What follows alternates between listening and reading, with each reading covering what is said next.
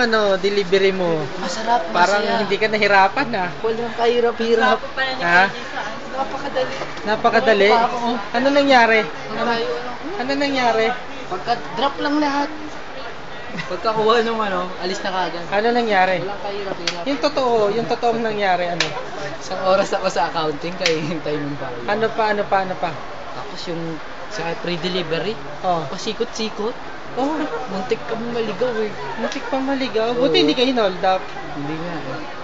May cash ba doon? Wala. Nakakaba kasi kung may dalang pera eh. Babayaran mo pag na-hold up ka. Idol. Yan ba si Edeline, ang vice manager? Idol.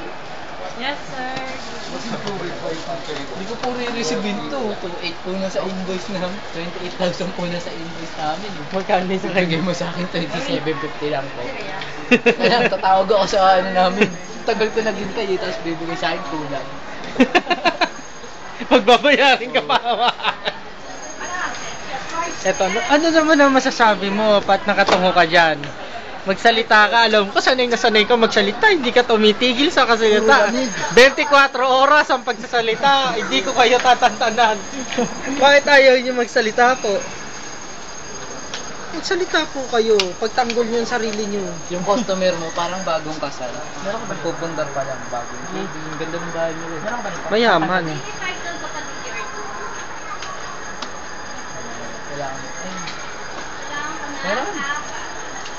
Meron.